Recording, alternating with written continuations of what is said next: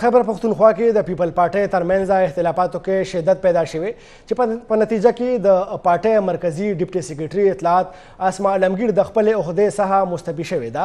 مستعفي شوی اسما علمگیر وینا ده چې په صوبه کې پیپل پارټۍ ځینې مشران د هغوی عہده نشي برداشت کولی. هغوی زیاته کړې ده چې په خیبر پختونخوا کې د مرکزي او صوبایي عہدیدارانو ترمنځ اختلافات سیوا شوي دي. هم دغه وجه ده چې هغوی استعفا ورکړې ده. هغوی زیاته کړې ده چې د اختلافاتو له امله په صوبه کې پارټي کمزورې شوې ده. د هغوی وینا وه چې ارباب کورنۍ هر مشکل وخت کې د پیپل پارټۍ لپاره قربانۍ ورکړي دي. د پخوانی وزیر خارجه او قومي اسمبلی سپیکر ګوهر ایوب جنازې موز هریپور کې د هغه ابایي کلي ریحانه کې ادا شوې دی. جنازه کې سیاسي مشرانو، سرکاري افسرانو او د علاقې خلکو په لویه شمیره کې ګډون کړی و.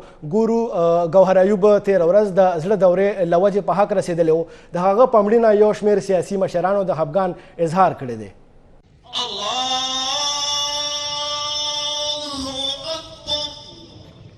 د قومي اسمبلی پخوانی سپیکر د بهرنو چارواکو وزیر ګوهر ایوب خان نماز جنازه نن ابایي کلی ریحانه کې ادا کړې شوه. د هغې نماز جنازه ابایي قبرستان کې 3 بجې وشوه او ابایي قبرستان کې خورو ته وسپارل شو.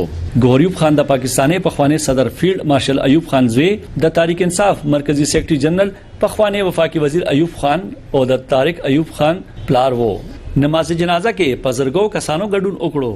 په دې کې سیاسي، سماجی او عام ولس سره د هرې پارټۍ سره تعلق لرونکي مشرانو او کارکنانو هم شرکت وکړو.